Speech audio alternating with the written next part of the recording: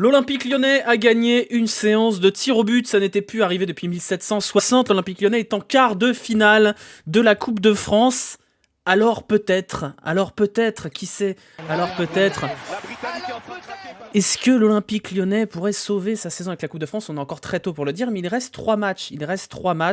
Et l'Olympique Lyonnais est en quart de finale où on aura comme potentiel adversaire des équipes qui sont somme toute abordables en attendant évidemment le match de ce soir entre l'OM et le PSG. Voilà, une bonne nouvelle, un bon match conclu par une très très bonne séance de tir au but. Elle n'est pas volée, hein, cette séance de tir au but.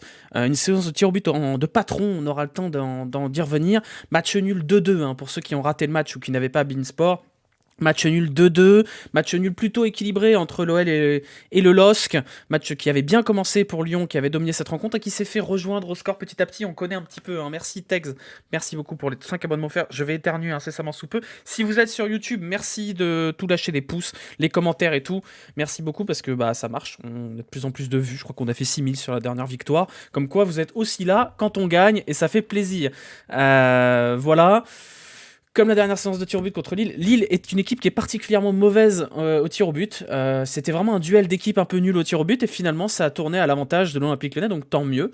On en parle les commentateurs, on va parler de plein de choses. Vous connaissez comment ça marche, chaque chose en son temps. Il y a le petit carnet il est là, vous voyez, il y a plein de choses dessus. Alors je le montre pas trop vite parce qu'il y a une insulte à côté de Benoît Millot, donc j'ai pas envie que vous voyez ça à l'antenne. On va débriefer ce match dans son ensemble, on va rappeler à peu près comment s'est déroulé le match pour ceux qui l'ont raté, ceux qui l'écouteront en replay, qui n'ont pas pu voir le match, puisque cette programmation de merde, elle est quand même pas très pratique, hein, 18h en pleine semaine. Ouverture du score sublime de Ryan Cherki en début de match à la 8e minute. Puis 2-0 sur une erreur défensive du LOSC, un très bon pressing lyonnais signé Lacazette à la 21e minute. Et petit à petit, les Lillois sont revenus par l'intermédiaire d'abord de Jonathan David sur penalty, un penalty qu'on qualifiera de réel mais généreux. Et une égalisation signée Zegrova à l'heure de jeu. Après, on a eu un match qui a un peu tombé dans un faux rythme, où l'Olympique Lyonnais a baissé de rythme et où le LOSC est monté en intensité, le match qui s'est un peu équilibré. Et on a terminé par cette séance de tir au but. Alors, séance de tir au but avec l'Olympique Lyonnais, normalement, vous savez ce que ça veut dire, hein. Séance de tir au but avec l'Olympique Lyonnais, généralement, on a tous envie de crever, et à la fin de la séance de tir au but, on a tous envie de crever. Je crois que c'est Zach qui disait sur Twitter que la dernière fois qu'on est arrivé sur une séance de tir au but avec un gardien qui était réputé comme étant pas super fort, ça s'est pas très très mal passé. C'était pendant la Coupe du Monde. Et là, miracle. Le miracle s'est passé des deux côtés, hein, parce que l'Olympique Lyonnais au tir au but, c'est avant tout un gardien qui n'en arrête pas souvent et des tireurs qui font un peu n'importe quoi. Et cette séance de tir au but, elle a été menée de main de maître, alors que Dieu sait qu'on avait de quoi avoir peur, mais non. 4 tirs au but réussis pour les Lyonnais sur 4 tentés et 2 tirs au but ratés côté lillois. Un tir au but arrêté par Anthony Lopez sur la tentative de Mohamed Bayo et une barre transversale fracassée par Timothée Weah avant que Dejan Lovren, en patron, n'offre la qualification aux Lyonnais. 2-2, 4-2 au tir au but.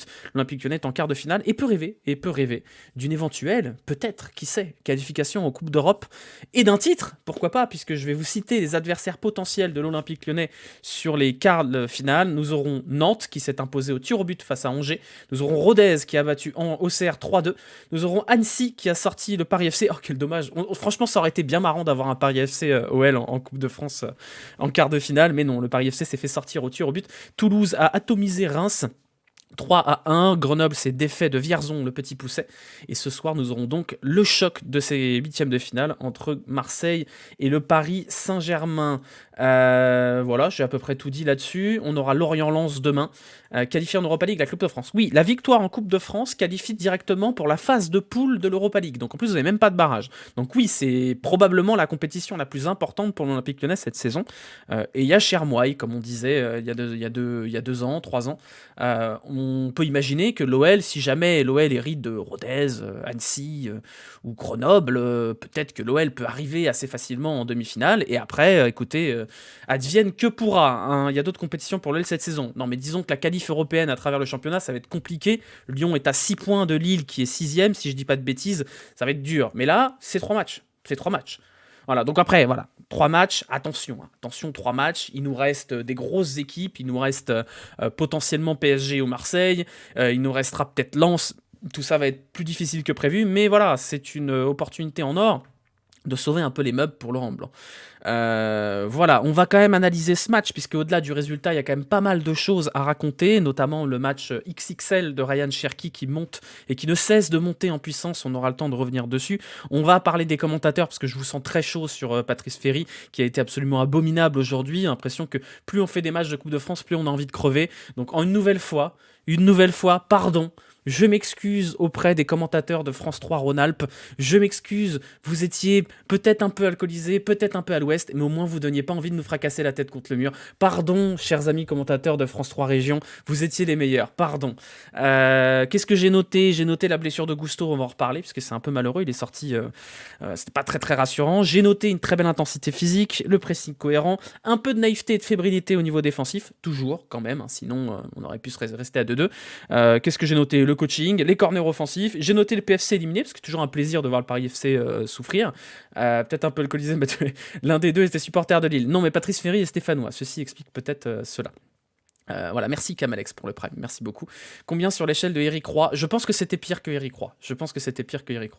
Le PFC, poulet frit du Kituki, oui, effectivement. Alors, normalement, derrière, vous aviez la tête de Cabella, mais je vous ai mis autre chose en fond avant de rentrer dans l'analyse du match.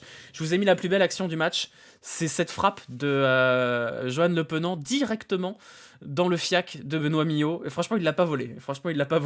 C'est vraiment une très très très belle frappe. Alors heureusement qu'il a sifflé parce que ça donnait contre-attaque pour Lille derrière. Donc magnifique Johan Le Penant. On lui mettra plus 0,5 sur sa note juste pour cette action-là. Voilà, bon, pour revenir dans les côtés sérieux, on est sur un match où l'OL a livré un vrai défi physique. Vous vous rappelez des derniers débriefs, on disait ok, super, l'OL a gagné contre Ajaccio. L'OL s'en est sorti contre des équipes comme Angers ou Auxerre. Non, Auxerre c'est après. Mais voilà, contre 3 par exemple, on attendait un vrai défi avec une équipe, pas du haut de tableau, mais une équipe qui proposait quelque chose de différent. Lille a proposé un vrai défi physique et un vrai défi footballistique, parce que vous allez voir, je vais vous montrer les stats tout de suite. Le LOSC a eu la possession, ça faisait longtemps que l'Olympique Lyonnais n'avait pas terminé un match sans la possession. Match somme toute équilibré au niveau des tirs, somme toute équilibré au niveau des occasions. Vous voyez que le LOSC a également eu 88% de passes réussies, alors c'est anodin, hein, c'est des stats un peu à la zob, mais quand même, on est sur une équipe qui jouait au football, et ça faisait quelques temps que l'OL n'avait plus affronter une équipe qui joue au football. Donc voilà, l'OL sort vainqueur, difficilement mais vainqueur, d'une vraie confrontation face à une équipe qui propose quelque chose et qui n'était pas en totale méforme, contrairement aux derniers adversaires. Donc c'est quand même une bonne nouvelle. On attendait cette équipe de Lyon au tournant, et non seulement le résultat a été là, mais la manière aussi, même s'il y a toujours des choses à redire, notamment défensivement, puisque l'OL prend 2 buts évitables dans l'absolu, mais qui sont pas volés non plus, largement mérités. Alors je n'irai pas jusqu'à dire largement mérité cette victoire. Elle est pas volée, on est sur un bon match de l'OL. Le 2-2 est pas scandaleux non plus compte tenu de la deuxième période où Lyon est un peu tombé en température. Mais oui, on a vu un match avec du football, avec de l'intensité.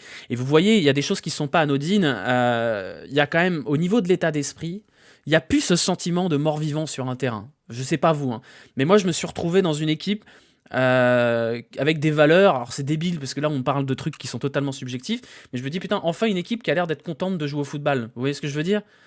C'est vraiment pas anodin. Non mais voilà, c'est pas anodin. J'ai quand même l'impression qu'il y a des joueurs dont on connaissait la valeur intrinsèque. Merci beaucoup Zian Zian pour le prime. Il y a des joueurs dont on connaissait la valeur intrinsèque qui se sont montrés au niveau qu'on leur connaît. Notamment Maxence Cacré, qui était méconnaissable pendant 6 mois et qui revient petit à petit, même si c'est un peu irrégulier de temps en temps, à un niveau plutôt convenable, au moins physiquement et sans ballon. Maxence Cacré, ce soir, il a été très très très bon. Voilà, on a des joueurs qui remontent un peu à la surface. Hâte de voir ça, on en parlera de Hamidsa. Ça s'est battu, ouais, et ça fait longtemps qu'on n'a pas vu un match où l'OL est face à un adversaire agressif, parce qu'il y a eu beaucoup de fautes, il y a eu 14 fautes d'un côté, 13 de l'autre, 5 cartons jaunes distribués, même si Benoît Millot, on en parlera un peu, est pas l'arbitre le plus, bon, on va pas dire de saloperie, mais bref, vous avez compris. Du coup, on doit présenter les excuses à Chirou. Bah non, parce qu'il a pas recruté grand monde. Quand on met des gones sur le terrain, on a une équipe qui a envie. Ah bah ça, écoutez, bizarrement, quand le 11 de départ est composé de 7 ou 8 joueurs du centre de formation, il y a moins de problèmes. Alors de là à dire qu'on est sectaire et qu'on veut que des Lyonnais sur le terrain, il n'y a qu'un pas. Mais bizarrement, quand on met des joueurs sur le terrain qui ont visiblement envie d'être là et qui sont pas juste là pour essayer de construire leur carrière, bizarrement, ça marche un peu mieux. Donc voilà, bizarrement, Bradley Barcola, on en parlera plus tard. Bradley Barcola, sans ballon, c'est beaucoup moins écœurant que Toko Ekambi sans ballon. Parce qu'avec le ballon, c'est autre chose. Vous voyez, il tente des trucs, c'est pas grave. Mais quand on voit la qualité de pressing de Barcola, parce que c'est lui qui dit à Cherki sur le deuxième but, je sais pas si vous vous souvenez, c'est Barcola qui dit à Cherki, vas-y, presse. Et c'est ça qui donne le deuxième but. Barcola, sans ballon, il y a les efforts, il y a l'état d'esprit. On peut pas dire ça de tous les joueurs qui sont passés par l'Olympique Lyonnais ces dernières années. Masterclass de Enrique à 90e contre 2 fois un ballon perdant l'équipe en même temps. Je me souviens pas. Je me souviens pas de ça. C'est Le Penant, pas Barcola, pardon. C'est Le Penant, excusez-moi. C'est Le Penant. Mais voilà, bizarrement, il y a quand même un état d'esprit qui change, et je me souviens beaucoup, on a beaucoup débattu de oui, l'effectif il est pas suffisant, oui, les joueurs ils sont nuls, oui, ils sont surcotés, Cacré il est naze, Gusto il sait pas défendre, Barcola il est trop faible, Lacazette il est finito, enfin je veux dire, on a tout entendu ces dernières semaines, ces derniers mois, et moi je vous ai dit et redit que le problème d'effectif c'est des problèmes de chimère. Vous avez des équipes avec des effectifs qui sont honnêtement pas ouf, qui arrivent à se surpasser. Je suis désolé, mais Lorient, vous allez pas me dire que Lorient aujourd'hui a un meilleur effectif que l'OL, et pourtant vous n'allez pas me dire que Clermont a un meilleur effectif que l'OL, et pourtant l'OL n'a jamais eu un mauvais effectif. C'est un effectif à trous, c'est un effectif qui n'est pas parfait, c'est un effectif qui est beaucoup trop limité pour jouer la 3e place, je pense, qui intrinsèquement en termes de qualité et de profondeur n'est pas suffisant, mais on est sur un effectif qui doit pouvoir jouer la 5e place normalement, avec des joueurs qui sont avec la tête à l'endroit. Et l'enjeu principal de ce mercato d'hiver et de l'arrivée de Laurent Blanc, c'était de savoir comment on allait pouvoir mettre la tête à l'endroit de tous ces joueurs-là qui semblaient perdus sur le terrain. Et là, la réponse, on a eu un début de réponse, et là-dessus, il faudra saluer quand même les mouvements qui ont été opérés pendant le mercato d'hiver. Il suffisait, entre guillemets, de balancer par-dessus bord les poids morts qui avaient plus envie d'être là. Donc on va pas les citer, vous les connaissez. Mais bizarrement, ça va un petit peu mieux de ce côté-là. Donc voilà, après on peut pousser à l'absurde en se disant à quoi bon recruter des joueurs quand on peut faire, comme sur FM, un live ban où on recrute personne et on fait jouer que des jeunes du cru. Voilà, il y a quand même un constat global qui est qu'on voit une équipe qui donne pas envie de mourir. Et ça, honnêtement, j'ai vu un mec sur Twitter qui me dit « Ah ouais, vous vous satisfaisez de pas grand-chose. » Bah ouais, frérot, on se satisfait de pas grand-chose. Ça fait 2 ans qu'on mange du caca, 2 ans que les joueurs, ils ont pas envie d'être là, qu'ils se barrent à la première occasion, et qu'en plus, ils douchent à la gueule. Bah oui, bien sûr, on est content. On fait 2-2, on gagne au tir au but, c'est la Coupe du Monde, les gars. C'est I Will Survive, là. C'est Samba de Janeiro, bien sûr, on se satisfait de peu, mais on revient de loin, quand même. Donc voilà, c'est quand même pas mal. Dembélé impliqué ce soir, faut le signaler. Oui, c'est vrai. Donc non, je suis content, moi, voilà, je suis content parce que ça y est, alors je sais pas combien de temps ça va durer, parce que c'est toujours pareil avec l'Olympique Lyonnais, ça se trouve on va jouer le prochain match, on va se faire tarter la gueule, mais je suis content parce que là, ça fait 2 matchs d'affilée où je regarde l'OL, je prends 2 heures de ma journée, 2 heures de ma semaine pour regarder l'OL, et je suis content à la fin, et je me dis, oh, j'ai passé un bon moment. Alors même là, même si on avait perdu au tir au but, j'aurais été un peu dégoûté, en me disant « Ah putain, c'est con ». Mais vous voyez, il y a quand même une différence énorme entre « Ah putain, c'est con » et « C'est vraiment une équipe de connards ». Vous voyez ce que je veux dire ? Il y a une différence notable entre les deux quand même. Et là, même si on n'avait pas gagné ce match-là, on se serait dit « Ah, il y a des regrets ». Il y a des regrets, mais il n'y a pas de colère. Donc voilà, on va voir. Après le prochain match, c'est contre Lens. On sait que ça va être dur. On sait que ça va être dur, et pour moi, l'enjeu du match contre Lens, il n'est pas foncièrement de gagner le match contre Lens, même si évidemment que ce serait super, c'est de livrer un match digne contre un concurrent, en tout cas feu, un concurrent pour l'Europe, qui est largement au-dessus de nous collectivement, donc on va bien voir. Mais voilà, là, ce soir, moi je suis satisfait de ce que j'ai vu, je suis content. Donc moi, c'est tout ce que je demande, c'est tout ce que je demande à cette équipe. Je lui demande même pas de gagner des matchs, je veux juste que quand je regarde l'Olympique Lyonnais, je vois des mecs qui essayent et qui font de leur mieux, et là, ça fait 2 matchs où ils essayent et font de leur mieux, et le résultat est là. Bah let's go les gars, let's go. C'est peut-être le moment de déprendre Lens. Ouais, peut-être. Peut-être. Un nul sera un très bon résultat contre Lens. Voilà. C'est peut-être, après voilà, c'est peut-être ce match-là, on vient de dire là pendant 15 minutes que c'était surtout l'aspect psychologique qui faisait défaut à l'OL pas depuis quelques mois, depuis des années et des années. Rappelez, on en parle déjà cet été. Ça peut être une victoire qui est une victoire de déclic. On est sur un match, ou en tout cas la première période, qui est pas loin d'être un match référence, notamment pour les leaders de cette équipe, ceux qui doivent être les leaders. On a eu un excellent Lacazette, un excellent Cherki, un excellent Cacré et un excellent Lopez, et c'est eux, et encore un très bon Lovren, c'est eux qui doivent porter cette équipe. Ça peut être un match qui crée un déclic dans l'état d'esprit de se dire putain, en fait on est capable de faire des grandes choses, et peut-être que derrière cette équipe peut se débloquer psychologiquement et avancer. On verra très vite puisqu'on va jouer contre Lens, mais on verra. Oui, Tolisso également, je ne l'ai pas cité, mais en fait tout le monde a été plutôt bon. Il y a peut-être Le Penant qui a été légèrement en dessous à certains moments, mais sinon tout le monde a été bon. Donc voilà, un avis sur les commentateurs. On en parle après parce que c'est moins important. Non, intensité physique également. On a souvent dit sous Boss que cette équipe, elle était à la rue physiquement, elle faisait marcher dessus.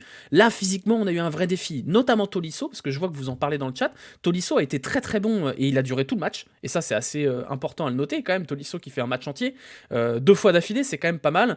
Malo pas top. Bah Malo il s'est blessé, donc voilà, Malo pas top là-dessus. Alors, d'ailleurs, on salue Patrice Ferry qui nous a expliqué que c'était blessé au visage parce qu'il se touchait le visage, alors qu'en fait, il était juste pas très très bien psychologiquement quoi. Donc non, voilà, Enrique est rassurant aussi, je vais me moucher parce que sinon je vais éternuer. Excusez-moi pour ça. Non, non, on est quand même sur une prestation collectivement aboutie avec l'ensemble des joueurs qui a livré un match plutôt correct, voire très bon. Voire excellentissime, parce que je suis désolé, il faut poser les mots sur la prestation de Cherki ce soir. Et comme d'hab, on va parler de Cherki, les gars. Comme d'hab, très radiophonique, effectivement, c'est l'ASMR mouchoir. Comme d'hab, on va parler de Cherki, parce que pour moi, il y a deux choses à dire sur Cherki. Un, vous le voyez là, vous le voyez le Cherki qui a grandi, vous le voyez le Cherki qui a mûri, qui lève la tête, qui cherche ses copains, vous le voyez le Cherki qui illumine un peu les rencontres et qui a gardé le bon et qui a viré le mauvais, vous le voyez. Il y a des choses qui se passent dans la tête de Cherki où vous vous dites, oula, oula, ça c'est du très bon poulet, ça. Ça c'est de l'excellent poulet, ça c'est du poulet de boucherie bio là. Vous voyez, on se régale. Il y a quelque chose quand même. Là, vous le voyez, vous pouvez pas me dire non, il fait du déchet, non, il pense qu'à sa gueule, il fait que dribbler quand même. Voilà. Et moi, je suis désolé, je vais être dans l'extrémisme. Faut quand même vraiment pas aimer le football. Faut vraiment avoir aimé le football caca pour, à défaut de l'encenser et de le trouver parfait, ne pas avoir envie de croire en ce Cherki-là. Vous voyez ce que je veux dire?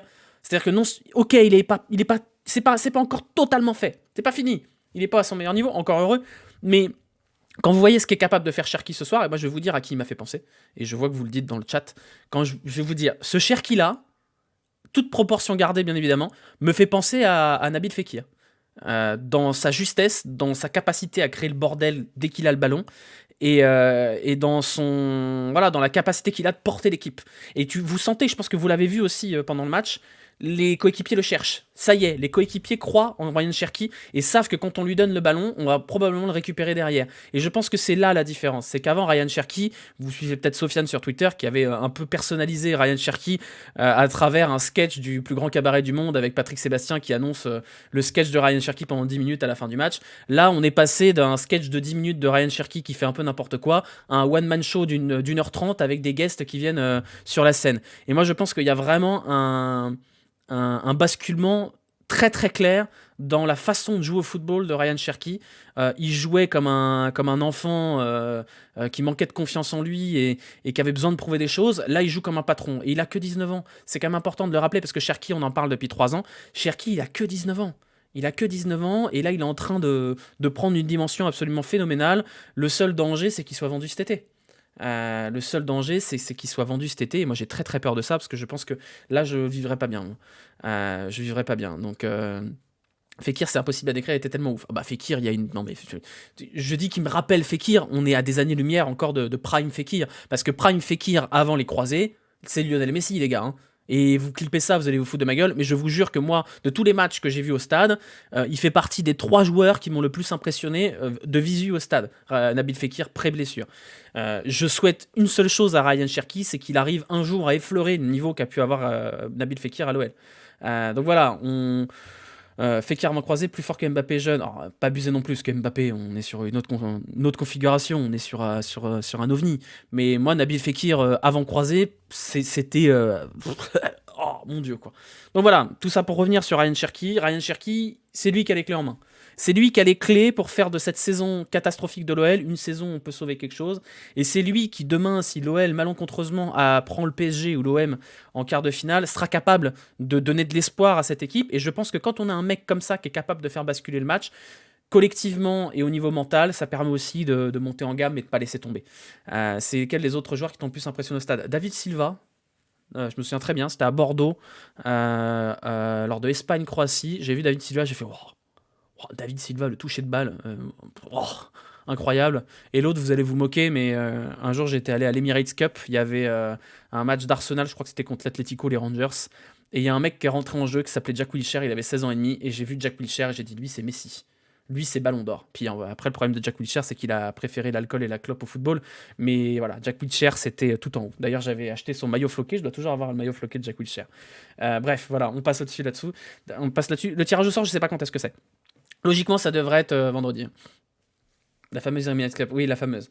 Oui, je cherche d'adorer. Mais bref, on va passer sur autre chose.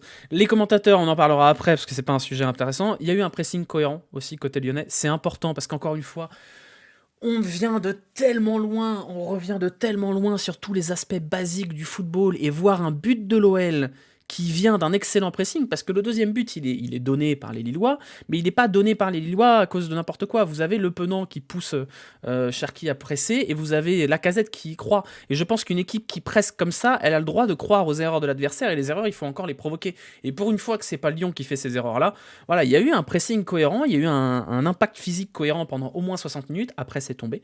Mais voilà, c'est quand même, il y a du mieux, quoi. Il y a du mieux. Alors on va, encore une fois, on marche sur des œufs, attention, c'est l'Olympique Lyonnais, on n'est pas à l'abri de s'en prendre 4 contre Lens, mais il y a du mieux. Voilà, il y a quand même du mieux, ça progresse, ça y est, enfin. On a eu 3 mois de Laurent Blanc, on voit une progression, on voit une identité, c'est toujours pas parfait, il manque toujours ce petit élément perturbateur dans le milieu à 3 là, mais il y a du progrès, il y a du progrès. Est-ce qu'on peut dire qu'on a la patte blanc? Bah pas sur ce match, parce que la patte blanc c'est quand même la possession, et sur ce match-là on l'a pas eu. Mais dans ce 4-3-3, qui est pas vraiment un 4-3-3, qui est plus un losange, un peu bordélique en vrai, hein. C'est un 4-3-3 avec Ryan Cherki en faux neuf, et des ailiers qui rentrent beaucoup dans l'axe. Donc c'est pas vraiment un losange dans l'absolu si vous regardez bien comment il est foutu ce système. Mais on retrouve le principe de Laurent Blanc qui est d'avoir 4 joueurs, 3 joueurs au milieu et après un peu de bordel devant comme il faisait au PSG. Donc oui, il y a cette patte blanc sur ce système-là, ça je suis d'accord. La patte blanc sur Cherki, oui, plus ou moins, oui, de confier les clés à un joueur providentiel. C'est pas forcément que blanc, hein, c'est très français dans l'absolu. C'est l'école Jacquet, c'est l'école Deschamps, d'avoir cette espèce de facteur X sur la ligne offensive. La France a gagné la Coupe du Monde avec Zidane comme ça, la France a gagné la Coupe du Monde avec Mbappé comme ça, la France a gagné, voilà. Vous voyez à peu près comment ça fonctionne, quoi. Lacazette de haut but, ah bah Lacazette de haut but, on va en parler. Oui, on va parler de ça, chaque chose en son temps, les gars. Toujours cette petite naïveté, cette fébrilité défensive. Alors le penalty, bon, le penalty c'est une faute pas très très maligne de Gusto. Le deuxième but, on est sur une panique générale quand même, hein. Il y a vraiment pas grand monde. Après Lille est quand même une bonne équipe, hein. Faut quand même pas oublier que c'est une bonne équipe qui sort un peu la tête de l'eau depuis quelques mois et que ça attaque bien Lille, ça attaque bien, hein. Mais voilà, vous vous rendez compte, il a fallu Strasbourg pour se débarrasser de Toko, avoir des résultats. Écoutez, on fera les comptes à la fin de la saison. Mais pour l'instant, ça commence à sentir un peu mauvais pour les Toko et Cambistes et les anti-cherkistes, hein. Mais bon, cela dit, on méritait également un penalty. Ouais, le premier but, il est un peu dommage sur le corner. Après, on peut parler de l'arbitrage de Benoît Mignot, que pas foncièrement anti-OL, qui est juste mauvais, parce que moi, je suis pas partisan des théories du complot de Millot il est méchant. Non, Millot il est pas anti-OL, il est juste nul. Il y a des cartons jaunes débiles qui sont sortis à droite à gauche. Il y a peut-être une faute sur le but de Lacazette, c'est vrai. Le penalty il est quand même hyper léger. Ensuite il y a des tacles débiles où il siffle même pas. Enfin mais Benoît Millot, je l'ai pas cité dans mon top 3 des pires arbitres lors du dernier débrief, mais Benoît Millot il a pas volé sa frappe dans le cul, hein. Il a pas volé, hein. Il l'a vraiment pas volé. Non mais j'ai un peu arrêté avec Abin Sarr, on va y venir. J'ai un peu le sentiment que les arbitres, quand il n'y a plus la VAR, et il n'y a plus la VAR en Coupe de France jusqu'au quart de finale, ils sont paumés. Ils ne savent plus prendre des décisions. Parce que je pense que si on analyse toutes les actions avec le prisme de la VAR, il y en a certaines... Alors je sais pas si c'est pour Lyon ou contre Lyon, hein, mais globalement l'arbitrage je l'ai trouvé mauvais. Et c'est pas nouveau, hein, de la part de Benoît Mignot, hein. C'est Okis qui chantait ça dans Tom Tom et Nana, qui disait je me sens lésé par Benoît Mignot, bah c'est pas pour rien. En Ligue 2 il n'y a pas la VAR, c'est flagrant, oui bon, ouais, voilà. Après, c'est anodin, hein, la performance de Mio sur le résultat final. Est-ce qu'on va évoquer la frappe de Sinali? Bah écoute, il se dit que là, elle viendrait d'atterrir à Saint-Exupéry sur la piste 4, donc elle devrait arriver aux récupérations de bagages d'ici une demi-heure. Voilà de quoi je voulais parler. Les commentateurs. Ouais, les commentateurs. Waouh, la vache! Alors, quand c'est France 3 Région et que c'est gratuit, on dit rien, vous voyez? Quand c'est France 3 Région, on dit rien. Mais là, vous payez Beansport pour avoir des commentateurs, mais nullissime, quoi. Et c'est même pas une question de partisan ou pas partisan, parce que je pense que Patrice Ferry, dans l'absolu, oui, il est stéphanois, mais ils ont un problème, les mecs. Ils ont un problème. Enfin, Patrice Ferry, qui t'explique à un moment donné que Gusto, il est blessé au visage. Alors que bon, enfin... ah, voilà, quoi. Gusto... Oui, Gusto, il se touche le visage, il est peut-être blessé au visage. S'il est blessé au visage, bah déjà tu vas le voir. Enfin, Je sais pas, enfin, puis même, enfin, Gusto, ça se voyait qu'il était peut-être un peu triste d'avoir les ischios qui sautent, ou quelque chose en tout cas dans la cuisse qui saute. Derrière, on a eu un magnifique de retour à Gerland. Bon, bah écoutez, bravo les gars, on est de retour à Gerland. Ferry, il est particulièrement naze, hein. Mais Beansport, c'est de plus en plus compliqué parce que vous avez Joss et Bravo, c'est laborieux. Vous avez, en fait, ils ont perdu les bons qui sont partis sur Amazon et ils ont gardé les mauvais. Donc, alors, j'exclus de tout ça Margot Dumont que j'apprécie énormément et qui, elle, on peut difficilement l'accuser de pas être, de comment dire, d'être anti-lyonnaise puisqu'elle est littéralement lyonnaise. Mais waouh, c'était dur, hein. Pouah. Ça avait l'air vraiment, vraiment compliqué quand même. Donc ouais, moi je vous avoue, je paye plus Beansport. Donc là j'ai squatté mon Discord et je remercie Anto qui est dans le chat de diffuser pour tout le monde. Je paye plus Beansport et j'ai vraiment pas envie de payer Beansport quand je vois le niveau des commentaires. Mais bon, les commentateurs de Bundesliga, oui, ils sont très bons. Les commentateurs des championnats étrangers, mais je les regarde pas, donc je m'en fous un peu. Oui, c'est toi, Anto. Merci, Anto. Tiens, regarde, on t'applaudit, Anto. Anto qui, tous les matchs, diffuse sur le Discord. On le remercie très fort. D'ailleurs, si vous êtes sur le Discord, si vous venez sur le Discord, par pitié, soyez gentils, soyez polis. C'est pas un dû, les diffusions, c'est si quelqu'un a une diffusion. Parce qu'on a un mec qui a débarqué sur le Discord tout à l'heure, qui s'est mis dans la salle d'attente de la diffusion secondaire et qui a posté de but en blanc. Bon, vous allez le diffuser le match ou on va attendre là comme des connards?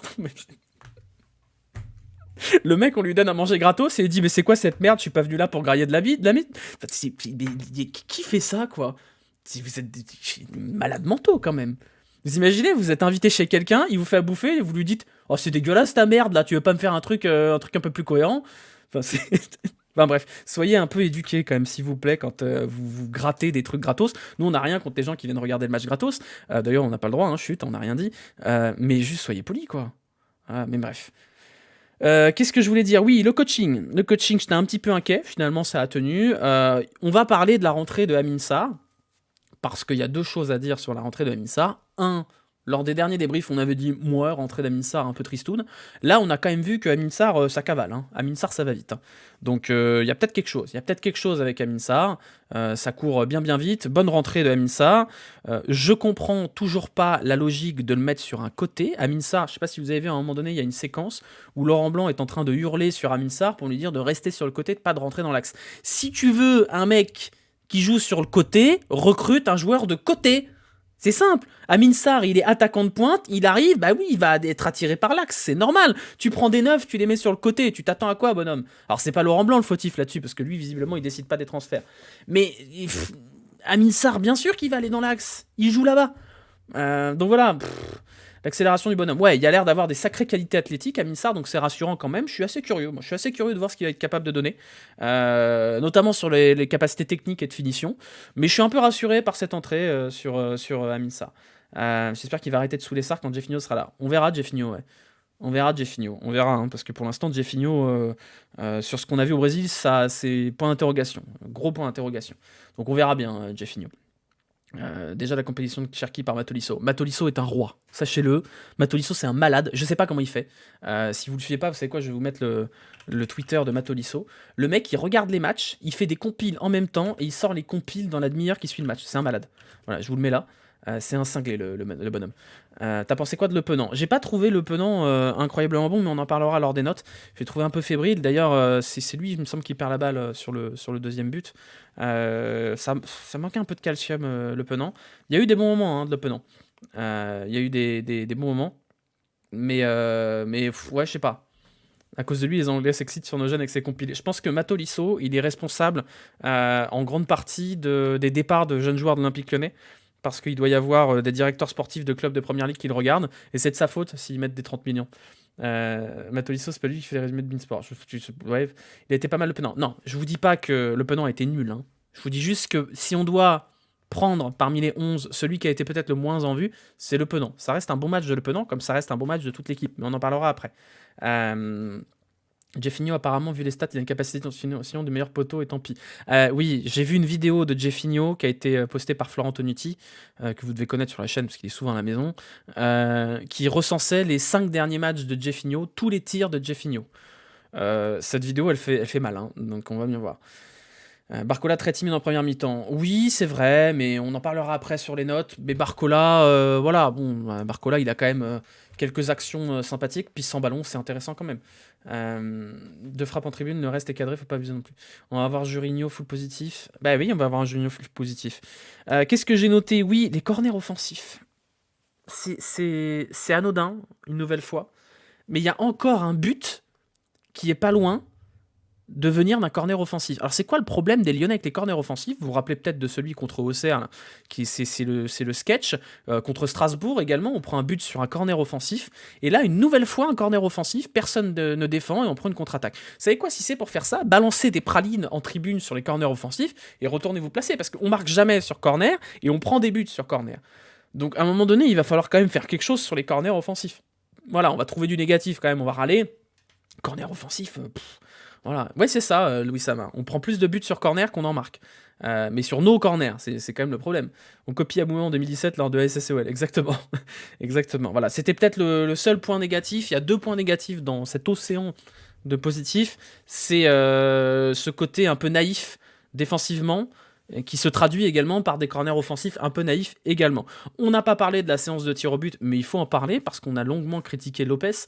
On s'est moqué, hein, on s'est moqué de Lopez sur les tirs au but, et c'est vrai qu'il n'est pas réputé comme étant un gardien qui arrête beaucoup de tirs au but. Bon, là, il y en a un à arrêter, il l'arrête, bravo à lui. C'est encore un très bon match de Lopez, on aura le temps d'en reparler quand on fera les notes. Mais voilà, plutôt positif pour Anthony Lopez. Voilà, moi j'ai vu des Lillois sur Twitter qui m'ont dit on est nul au tir au but. Moi j'ai répondu bah nous aussi on est nul au tir au but. Mais c'est quand même positif de se dire que le gardien de Lille, c'est un délire. Il est détente quand même, hein, notre ami Chevalier. Là, hein. Il est quand même un peu détente. Hein. Je me souviens des entraînements au corner de boss juste avant le match. Je me souviens plus de ça. La rentrée de Dembélé est un point négatif pour moi, c'est par principe. Bah, Dembélé, il a pas été mauvais. C'est une entrée plutôt correcte. Et surtout, il met une belle praline sur le tir au but qu'il doit tirer. Mais oui, pour des questions de principe, je comprends pas trop l'intérêt de faire rentrer Dembélé. Mais bon, on en reparlera après. Bah oui, s'il était tendu, il s'appellerait Lucas Cavalier. Je l'ai pas. Je l'ai pas. Mention spéciale au Twito qui disait que Lille allait égaliser et gagner au tab. Bon, ils ont égalisé déjà pas mal. Ouais, c'est déjà pas mal. Tu penses-tu comme moi que ceux qui ont foutu le camp ont fait un bien du fou de niveau... Bah oui, bien sûr. Bien sûr. Et c'est ce qu'on disait au début du débrief, Pinou Danjo. Hein. C'est que je pense que la principale différence dans cet effectif, c'est pas le rajout de joueurs, puisqu'il n'y a rien qu'à changer, c'est les mêmes joueurs. Hein. C'est que on a fait partir des poids morts qui, à mon avis, pour l'ambiance, foutaient le moral de tout le monde à plat. Et je pense que ça tient souvent qu'à ça, hein, de changer l'état d'esprit d'un groupe. C'est de donner le leadership à ceux qui portent le club de la bonne façon. Tout le monde n'est pas parti, hein. Mais oui, on voit l'effet tout de suite. Et on voit l'effet des joueurs sur le terrain, surtout. Forcément, quand on donne les clés à Ryan Cherki et Barcola, qui sont des jeunes du cru, pour qui l'OL, ça veut dire quelque chose, et qui ont encore tout à prouver dans leur carrière, c'est peut-être un peu plus efficace que de donner les clés à Toko Ekambi, qui va avoir 31 ans en septembre, et qu'on n'a plus grand-chose à foutre de l'OL et des supporters, ou à Romain Fèvre, qui pensait qu'il suffisait de 3 matchs à l'OL pour atterrir au Barça. Donc forcément, en termes d'état d'esprit, c'est différent, quoi. C'est différent. Et je pense effectivement, comme tu dis, Louise, que les propos de Lacazette sont importants. Et Lacazette, il a compris que c'était à lui de porter cette équipe. C'était à lui d'être le papa de cette team d'enfants, parce qu'on est quand même sur une team d'enfants, là. Hein. À part Tolisso et Lovren, c'est que des enfants autour d'eux. Hein. Et je pense qu'il y a Tagliafico aussi. Mais voilà, je pense que ça y est, Lacazette, il a compris son rôle dans cette reconstruction. Tolisso aussi, et pourvu que ça dure. Pourvu que ça dure. On va passer aux notes, puisque je sais qu'il y en a certains d'entre vous qui vont vouloir regarder Marseille-PSG, et on va se le mettre à côté de toute façon. Alors, les notes, où est-ce que je les ai mises? Hop, ici. Alors, on va ouvrir le Paint, que j'ai évidemment fermé, parce que je suis un débile. Normalement, ça va arriver incessamment sous peu. Hop, voilà, on va faire les notes de la rencontre. Nous avions ce soir... Alors d'abord, on va dessiner le terrain. Je rappelle, vous donnez une note au terrain. Ah, j'ai du mal, là. Non, ça va, franchement, ça va. Franchement, ça va aujourd'hui. Non, ce sera un débrief, oui, avec quand même beaucoup de positifs, une majorité de notes positives. Ah, putain, dommage, il était presque bien, mon rond, là. Bon, vous le mettez combien, mon terrain, là, ce soir? Franchement, ça va. Il est propre. Il est bien, mon terrain, là. Il est très, très bien. Mais 5 sur 10, oh, et ça va, et c'est bon, il y a eu... Ouais, bon, le rond central est pas ouf. C'est vrai que le rond central est pas ouf.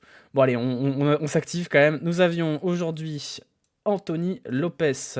Nous avions Sinali Diomandé, Gusto, Lovren, Enrique. Bon, en fait, c'était la même équipe de toute façon. Hein. Tolisso, Le Penant, Cacré, Cherki, avec un gigantesque C. T'écris trop bien. Franchement, j'écris bien. Hein. Franchement, j'écris bien. Hein. La Barcolance et la Casette. Nous n'avions pas de changement à la mi-temps. On va rajouter Tolisso, le Brésilien. Ouais. Tolisso. On va lui mettre, si vous voulez, on lui met une petite tilde là. Voilà, Tolisso. Lopes, qu'est-ce que ça fait? Tous les débriefs se suivent et se ressemblent hein, pour Lopes. C'est un super match de Lopes. Il y a Loukeba pour Gusto. Oui, bien vu. Il y a Loukeba pour Gusto, j'avais oublié. Ouais. Ouais, bien sûr. Loukeba pour Gusto. Il est sorti quand? Oui, il est sorti à la 33e. Alors, pour moi, c'est un 7,5 pour Lopes. Parce que c'est un match qui, dans l'absolu... il prend... peut-être 7,5, c'est beaucoup quand même. Bon, le premier péno, il peut rien faire. Enfin, il peut l'arrêter, hein, mais on va pas lui reprocher de ne pas pouvoir l'arrêter. Et le deuxième but, il peut pas faire grand-chose. C'est un 7, c'est un match qui vaut 7 et qui vaut un demi-point de plus en bonus pour le penalty arrêté. Ça me semble à peu près cohérent là-dessus. Ça me semble, voilà, c'est quand même... on attendait de lui qu'il pèse sur une séance de tir au but. Ça y est, il a pesé sur une séance de tir au but. Donc c'est un 7 plus 0,5 pour la séance de table. Enrique, en fait, c'est toujours la même analyse sur Enrique. C'est toujours cette analyse à travers le « Eh ben, il est pas si nul ». Vous voyez ce que je veux dire? Il est pas si nul, Enrique. Il dépanne, il rend service, c'est bien, il est cool, hein. Il est cool, ouais. C'est le pote, c'est le voisin qui te dépanne un paquet de farine parce que c'est dimanche et que t'en as pas dans le placard pour faire des crêpes, quoi. Il est sympa, Enrique. Voilà, c'est un bon soldat. C'est pas une mauvaise recrue, en vrai. Hein. C'est un mec qui fait le taf, il est content, il fait ses 10 matchs dans la saison et c'est bien. C'est bien, dans l'attitude, c'est un bon gars. Voilà, c'est des mecs comme ça qu'il faut pour faire l'effectif. Vous êtes bien, voilà, t'en as pas besoin tous les jours, mais tu l'appelles, il est là, voilà, tu le vois 2 fois par an, tu lui dis viens à boire une bière, puis viens boire une bière, tu passes un bon moment, puis tu le revois pas pendant 6 mois, c'est bien, c'est un Enrique, un bon gars. Bon, il y a quand même 2 buts encaissés, on va mettre 5,5 pour Enrique, c'est pas non plus un grand match. Ça m'a l'air d'être un très bon mec, ouais, un très bon mec, je pense que c'est un mec qui avait jamais espéré dans sa vie arriver dans un club du top 5 européen, enfin top 5 championnat, hein. C'est un bon gars, je pense qu'il fait du bien au vestiaire aussi. Lovren, patron. Lovren, on attend le premier match où il sera pas bon. Match de patron, encore une fois, Lovren, 7. 7, bien sûr. Il y peut rien sur le penalty. Le premier, en tout cas. Deuxième but, après, il est un peu tombé en désuétude sur la fin du match, mais c'est pas lui hein, le principal fautif. 8, vous êtes dur quand même. 8 avec 2 buts encaissés, vous êtes dur quand même. Mais non, c'est 7. Puis il y a un très très beau penalty de patron pour clore la séance de tir au but. Non, c'est un 7 pour Lovren. Il y a quand même 2 buts encaissés, les gars. Diomandé, ce sera pas 7, parce que Dieu sait que j'adore Diomandé et que j'adore son côté un peu kamikaze à défendre en avançant, mais Diomandé, il y a toujours ce côté un peu mais qu'est-ce que tu fais? Comment ça, mon ref? Comment ça, tu pousses des Lillois? Comment ça, mon ref, t'envoies des frappes dans le grand large? Là, il faut se calmer. Donc voilà, non, ça sera pas 7. C'est un bon match quand même de Diomandé, mais on sent que, en fait, moi mon principal écueil avec Diomandé, principal problème, c'est que quand ça bascule dans le hurrah-foot et que l'intensité devient très forte et que c'est un peu le bordel, vous avez d'un côté Lovren qui garde ses nerfs et vous avez Diomandé où t'as l'impression qu'il y a, vous savez, c'est comme dans les Simpsons avec les timbales là dans le cerveau. Donc je pense qu'il doit gagner un petit peu plus en maturité sur les phases de jeu un peu bordéliques, un peu intenses. Diomandé devant Loukeba dans la hiérarchie. Je pense que Loukeba il revient de blessure, donc peut-être ça sera mieux. Après, il est passé à latéral droit, effectivement. Pour moi, c'est 5,5, ouais. C'est 5,5. Je suis d'accord avec toi, Julien, ouais. 5,5. Gusto, en fait, Gusto, il a joué que 35 minutes, donc je sais pas si on va le noter. On va pas le noter, hein, Gusto, puisqu'il est sorti sur blessure. Mais c'est lui qui concède le penalty de façon assez bête, d'ailleurs. Et c'était pas 30 bonnes minutes de la part de Gusto. Donc limite, c'est peut-être pas plus mal qu'il soit sorti, même si bien évidemment, on espère qu'il s'est pas blessé gravement. Mais c'était pas un bon match de Gusto jusqu'à sa sortie. Loukeba, je vous avoue que je l'ai pas trop vu. Ça m'a l'air d'être un match plutôt correct de Loukeba. Pas un match monumental. Il a pris la place de Diomandé dans l'axe et Diomandé a basculé à droite. Un match plutôt moyen de Loukeba. Moyen plus pour Loukeba. On va mettre 5,5. Tolisso. Tolisso, super match. Tolisso, super match, et Tolisso, ça fait 2 fois 90 minutes qu'il joue, donc ça, c'est plutôt positif quand même. Donc moi, je trouve ça plutôt cool que Tolisso parvienne à enchaîner les matchs. Ouais, c'est un 7 pour Tolisso, ouais. C'est un 7. C'est un 7. C'est un bon 7 pour Tolisso. Pareil, il a porté ses baloches sur les tirs au but, c'est quand même important, quoi. Premier tireur, voilà, les grosses baloches. C'est le tireur le plus important, le premier, hein. Statistiquement, ça a été prouvé. Le premier tireur de penalty, c'est celui qui a les plus grosses, hein. Voilà, donc 7 pour Tolisso, ça me paraît cohérent. Le Penant, j'ai trouvé que c'était peut-être le moins en vue de cette rencontre. Il a beaucoup couru, il a été très très présent, mais voilà, le deuxième but, il est un peu pour sa gueule quand même. Sous pression, il a encore un peu de mal, le Penant. Je pense que sous pression, il a encore un peu de mal. On peut pas lui reprocher un manque d'engagement et de pas en vouloir. Il progresse petit à petit, mais et voilà, peine oublié pour Marseille, on me dit. C'est lui qui amène le pressing de Cherki. Ouais, ça reste un match pas mal de Le Penant. Mais c'est peut-être le moins en vue dans ce vidéo. Donc on va mettre 5,5 parce qu'il ne mérite pas d'avoir en dessous de la moyenne. Mais voilà. Cardio phénoménal. Ouais, ça c'est très très important. Il a quand même une capacité à faire les efforts, Le Penant, qui est impressionnant. Cacré, bah, c'est un super match de Cacré. C'est un super match. Super match de Cacré. Moi, je suis content de voir Cacré comme ça. Et je veux le voir tout le temps, ce Cacré-là. Vous voyez, le Cacré le Cacré avec 3 poumons, le Cacré avec de l'agnac, le Cacré qui percute. Moi, je suis content de voir ce Cacré-là. Alors, c'est pas 8,5, donc calmez-vous quand même. Mais c'est un bon 7. C'est un bon 7. Et c'est un 7 pour Cacré, auquel on va rajouter un 0,5 qui est totalement dans l'émotion pour ce retour défensif sur la dernière action du match, parce que c'est lui le patron à ce moment-là, c'est lui qui s'arrache pour empêcher Lille de marquer ce 3e but, et Dieu sait que si on avait pris le 3e but à la 91e, on aurait pleuré. Donc voilà, c'est un 7,5 avec l'émotion, c'est un match qui vaut 7, mais le 0,5 supplémentaire est logique. Par qui on va commencer ? On va commencer par Barcola, parce que c'est peut-être le moins en vue dans l'absolu du trio offensif. C'est un match qui était timide en première période pour Barcola, assez timide. On l'a pas beaucoup vu en première période. C'est un match plutôt correct, plutôt intéressant sans ballon. Il est intelligent, Barcola.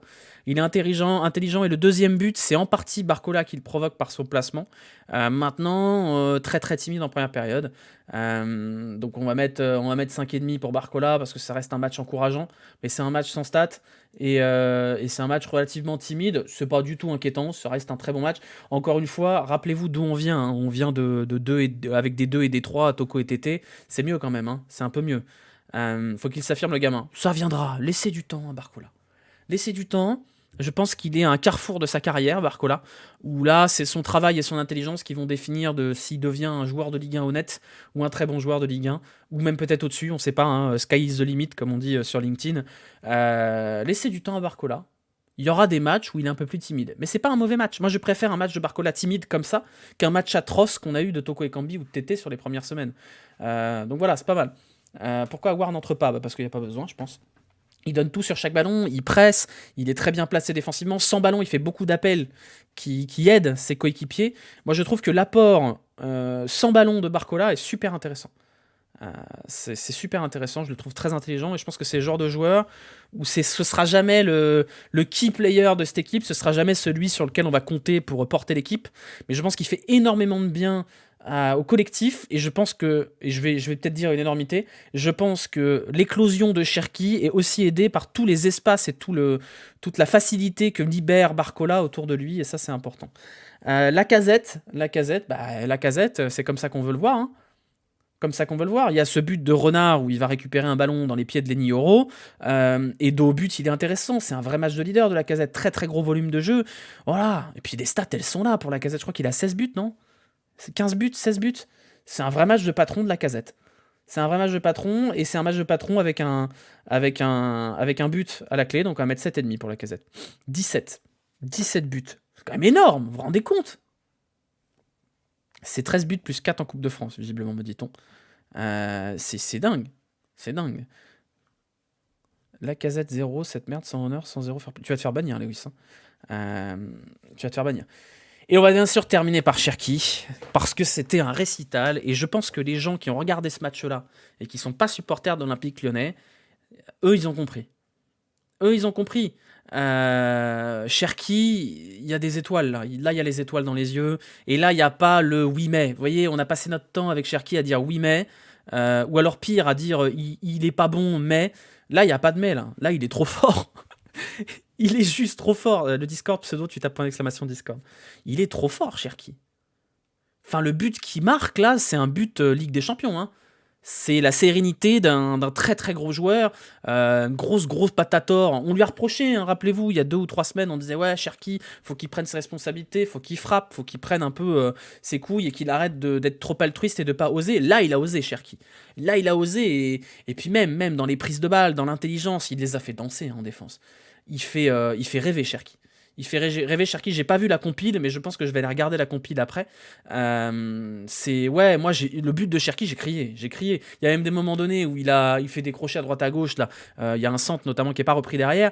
Mais là, c'est du breakdance. Là, c'est Samba de Janeiro, Cherki. Moi, je veux ce Cherki là tous les jours. Peut-être qu'elle marche plus l'invite. Je pense. Non, c'est bon, ça marche l'invite pour le Discord. Donc voilà, ça c'est le Cherki qu'on veut voir.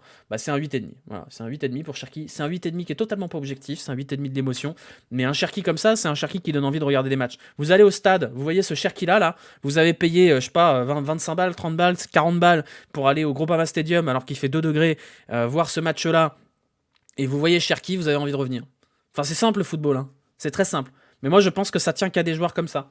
Voilà, vous voyez Cherki, vous dites ah là j'ai vu du bon poulet, bah je vais revenir voir le bon poulet la semaine prochaine. C'est des mecs comme ça qui remplissent les stades. Et je pense qu'il faut vraiment pas aimer le foot pour pas aimer Cherki.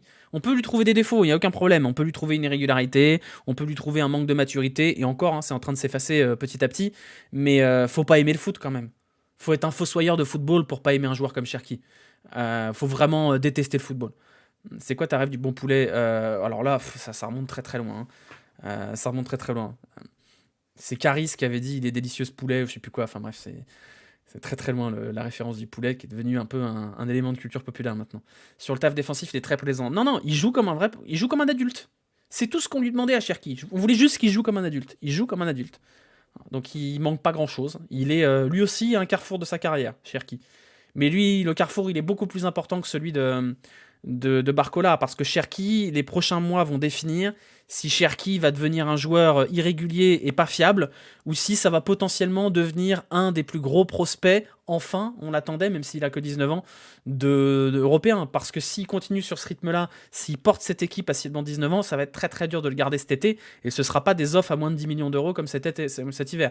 Et surtout, il va y avoir le sujet de la prolongation de Cherki, parce que je vous rappelle que Cherki, cet été, n'a plus qu'un an de contrat. Donc préparez-vous, parce qu'on peut pleurer cet été, hein. Et ça va être terrible. Ça va être terrible. Ouais, c'est soit Ben Arfa, soit Fekir, hein. Les deux trajectoires, elles sont devant lui, et c'est dans ses mains. Oui, il lui reste 2 ans, c'est 1 plus 1 en option. Normalement, l'option, elle va être validée, parce que il me semble que l'option de Cherki, elle est conditionnée au nombre de matchs disputés, donc ça devrait aller. Maintenant, j'ai très très peur que s'il y a un club qui arrive avec 30 millions cet été, notre ami Jean-Michel, pour nous faire chier, le vende. Donc voilà. On va terminer avec le Jurinho, comme ça le replay sera disponible pour 23h pour ceux qui regardent le match entre l'OM et le PSG. Le Jurinho, normalement c'est épinglé, Socrate a épinglé le lien, je vais vous le remettre dans le chat quand même. Hop là, voilà. Bon bah là on va y avoir que du positif, hein. Je vais juste rafraîchir histoire qu'on ait les notes en direct. Bien évidemment on va mettre Cherki, on va lui mettre un +5, c'est pas volé. On va mettre Cacré, on va mettre Lacazette, et on va mettre Lopez. Et qui on met? Lovren. Dans Tolisso ou Lovren? C'est vous qui décidez. Tolisso ou Lovren? Lovren. Allez, Lovren. Lovren en +4. C'est des notes un peu abusées, hein, on va pas se mentir. Mais je suis content ce soir. Je suis satisfait. J'ai vu un beau match. Un beau match de football entre 2 belles équipes. Et on a gagné le foot.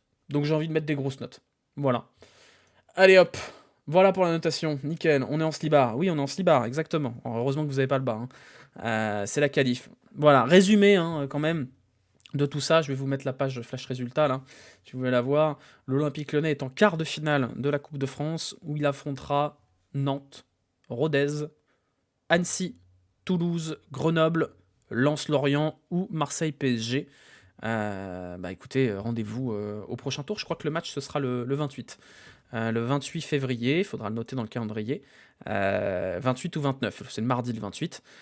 Parce que le mardi 28, il y a un live de prévu normalement. Voilà, on se retrouvera du coup ce week-end, puisqu'il y aura le match entre l'Olympique Lyonnais et le RC Lens. Ce sera dimanche à 12h45. À 20h45, pardon, donc débrief 23h comme d'habitude, vous commencez à être un peu habitués. On se retrouvera donc à 23h ce dimanche. Il n'y aura pas d'autres live entre temps. Je voulais faire un live nocturne hier, j'ai pas pu. Il y aura un live nocturne le soir de PSG Bayern, sur les coups de 23h. Un live nocturne qui servira à vous annoncer une autre sponsor. Ceux qui sont attentifs auront peut-être déjà remarqué le chatbot et le bouton en bas du stream. J'ai accepté tiens, le chatbot quand on y parle, une sponsor avec HelloFresh pour un live cuisine. Ils m'ont dit, viens, on te donne de l'argent pour faire un live cuisine. J'ai dit, bah ouais, let's go, on va faire un live cuisine. Donc il y aura le retour des live cuisine, ce sera mardi 28, sauf si le match de l'OL est le mardi 28, sinon ce sera le lundi 27. Mais voilà, il y aura un live cuisine sur la chaîne et il y aura donc un bout de live qui servira à savoir ce qu'on va cuisiner. Petit saucisson brioché. Ah, ça, c'est pas moi qui décide, c'est HelloFresh qui décide des recettes qui sont disponibles sur leur site. Donc voilà, on sélectionnera ça ensemble, ce sera lors d'un live nocturne après PSG Bayern. Donc il va falloir que je refoute le bordel dans ma cuisine, mais je suis très content. Très content de faire cette sponsor-là. Je vous avoue que j'ai jamais testé HelloFresh. Au début, je savais pas trop ce que c'était et je me suis dit, bah ça doit être des trucs à commander tout frais, un peu comme Frishti. En fait, c'est bien en cuisine. Donc voilà, je me suis dit, ouais, let's go, live cuisine. Voilà, jambon coquillette, non, pas tacos aux pâtes, non, non plus. Donc voilà, on se retrouvera plus tard. Prochain rendez-vous, ce sera le match contre Lens. Soyez là dimanche 23h. Si vous êtes sur YouTube et que vous êtes allé jusqu'au bout, merci à vous, bravo. Si vous n'êtes pas abonné à la chaîne YouTube, n'hésitez pas à y aller. Le débrief sera disponible d'ici 1h et demie, je pense, le temps de l'uploader. Je vous remercie encore une fois d'être là. Merci à tous ceux qui ont lâché leur petit abonnement. Merci à ceux qui lâchent des pouces bleus, c'est très important. Mettez n'importe quoi en commentaire, ça fait toujours plaisir. Et puis bonne soirée à vous. Puis bon match pour ceux qui vont regarder PSG Marseille. Et à bientôt. Bisous. Ciao. À bientôt.